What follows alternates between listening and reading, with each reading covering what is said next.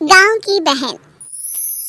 फूलमती काकी, अंजलि दीदी के लिए शहर से फोन आया है, जल्दी से भेजो दुकान पे, नहीं तो फोन कट जाएगा। हाँ हाँ बेटा, अभी भेजती हूँ। अंजलि बेटा, तेरे लिए शहर से फोन है, सब काम छोड़ के जल्दी जाके सुन ले, नहीं तो फोन कट जाएगा। हाँ माँ, अभी जाती हूँ, जरूर मीनाक्षी दीदी का फोन आया होगा। हाय अंजलि। नमस्ते दीदी, मेरा मतलब हाय, कैसी हो आप? यहाँ तो सब ठीक है। मामा मामी कैसे हैं? तू कैसी है? मेरे तो एग्जाम्स होने वाले हैं, हर रोज कॉलेज जाना पड़ता है, lectures, extra classes, private coaching.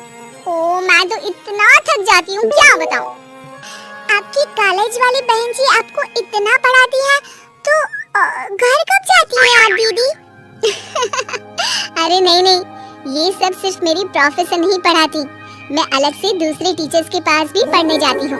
दीदी फिर तो आप बहुत थक जाती होगी ना, आप ना पैदल मत जाया करो, टांगा ले लिया करो दीदी। नहीं मेरी भोली बहन, ना मैं पैदल जाती हूँ, ना ही यहाँ टांगा मिलता है, मैं बस से जाती हूँ और थोड़ी दूरी के लिए रिक्शा ले लेती हूँ। सच्ची? वहाँ पर टांगे नहीं बस चलती है? वाह, वो भी हर रोज? हमारे गांव में भी बस आती है, दिन में 2 बार। यही तो खास बात है शहर की, यहाँ बसें पूरा दिन दौड़ती हैं सड़कों पर, और सिर्फ बसें ही नहीं, कार, स्कूटर और ट्रक भी। और तो और थोड़ी दूरी पर तो हवाई जहाज भी है, जहाँ से हवाई जहाज आसमान में उड़ते हैं। अच्छा दीदी, मैं फोन रखती हूँ, बुआ जी फूफा जी को मेरा नमस्ते कहना। हाँ माँ, हम लोग शहर में क्यों नहीं रहते? बुआ जी, फूफा जी और मीनाक्षी दीदी तो शहर में ही रहते हैं। अरे क्योंकि तेरे बुआ जी की शादी शहर में हुई थी, इसलिए बेटा। शादी से पहले वो भी तेरे पापा और दादा दादी के साथ गांव में ही रहती थी। तो फिर माँ, मुझे शहर भेज दो ना, मैं भी शहर देखना चाहती हूँ।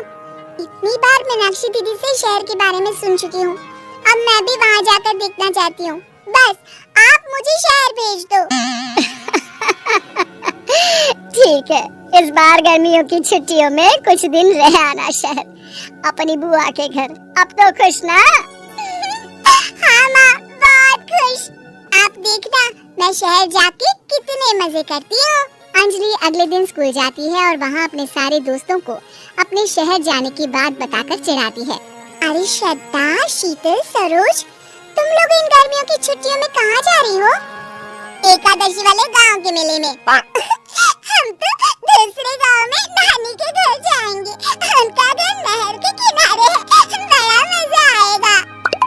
हम इस बार कहीं नहीं जा रहे, बल्कि हमारे घर में रहने के लिए मेहमान आएंगे। और तू? अरे मेरा क्या है, मैं तो बस पास वाले शहर जा रही हूँ, अपनी बुआ जी के घर, वहीं रहूंगी कुछ दिन। तुम लोग चिंता मत करना, मैं चिट्ठी लिखूंगी तुम सबको वहाँ से। पापा, पापा मुझे तो चक्कर आ रहे हैं, जी घबरा रहा है। बेटा शहर आने की जिद भी तो तूने ही की थी, अब पहली बार बस में चढ़ी है तो यही होना था, भुगतो। अरे मामा जी, अंजलि, आप लोग आने से पहले बता तो देते, मैं लेने आ जाती बस स्टैंड तक। आओ आओ भैया, आओ बेटी अंजलि। माँ बुआ जी कैसे हैं वहाँ? और भाभी कैसी हैं? सब ठीक है, बस अंजलि जिद कर रही थी कुछ दिन आप लोगों के साथ रहने की, तो छोड़ने आ गया। दीदी आप मुझे शहर घुमाने ले जाओ ना, मुझे भी शहर देखना है। हाँ हाँ चल, तैयार हो जा जल्दी से। अंजलि तैयार होने जाती है और कुछ देर बाद जब बाहर आती है तो अरे ये क्या कर दिया तूने? मार्केट तक ही तो जाना है, इतनी डार्क रेड लिपस्टिक, इतने बड़े बड़े झुमके और चूड़ियां और चेहरे पर इतना सारा पाउडर। मेरी बहन ऐसे नहीं चलेगा, जा और ये सब हटा के आ। अरे कैसे, क्यों? मैंने शहर आने के लिए इतनी मेहनत से ये सब इकट्ठा किया था, और वैसे भी मैंने देखा है मोहल्ले की राधा काकी के टीवी पर एक फिल्म चल रही थी, उसमें हीरोइने ना ऐसे ही तैयार होकर जाती है घूमने। सब पता है मुझे, मैं तो ऐसे ही जाऊंगी दीदी। अंजलि शहर की चकाचौंध को देखकर बहुत हैरान और खुश होती है। ऊंची ऊंची इमारतें, सड़क पर दौड़ती गाड़ियाँ, बड़ी बड़ी दुकानें, उसकी एक्साइटमेंट का ठिकाना नहीं था। दीदी, ये छोटा सा कमरा सड़क के किनारे क्यों रखा है? इसमें कौन रहता होगा? ये कमरा नहीं, पीसीओ है, पीसीओ। यहाँ पर लोग फोन करने आते हैं, सिक्का डालकर। ओह, हमारे गांव में तो दुकान पे ही जाते हैं बात करने। अच्छा चल, तुझे रेस्टोरेंट में खाना खिलाने ले चलती हूँ। Excuse me, 2 plate noodles please and 2 Cola. Meenakshi को ऑर्डर प्लेस करते हुए अंजलि बहुत ध्यान से देखती है और थोड़ी ही देर में ऑर्डर लेकर वेटर आ जाता है और खाना टेबल पर रख देता है। अरे, ये लंबी लंबी सेवइयां खाते कैसे है दीदी? और इसके साथ कोई अचार, प्याज, मूली कुछ भी नहीं दिया, बस ये छोटा सा पेट खुजाने वाला दे दिया है। गांव में तो छोटे छोटे चावल ही होते हैं जो कि हाथ से ही खा लेती हूँ। अब इसे कैसे खाऊं दीदी? एक चम्मच प्लीज और लिटिल प्याज और अचार और मूली और एक गिलास मट्ठा वो बाद में।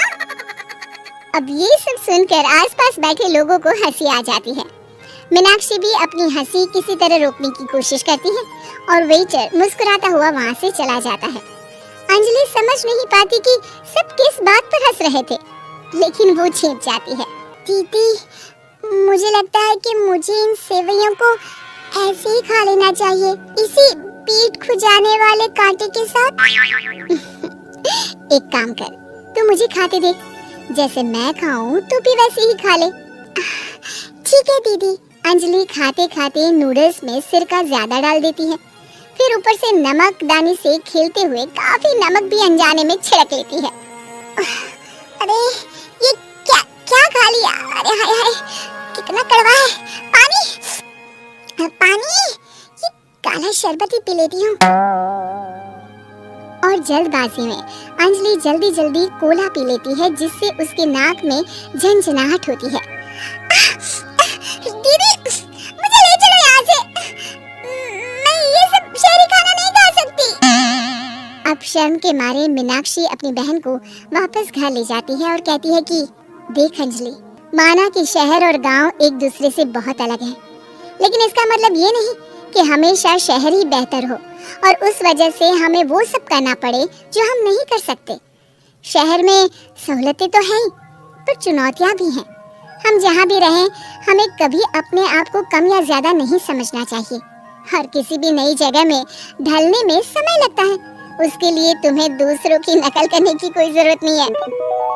बेटा, घूम लिया शहर या अभी और घूमना है? नहीं पापा, मैं अपनी गलती समझ गई हूँ, आप गांव ही ले चलिए मुझे।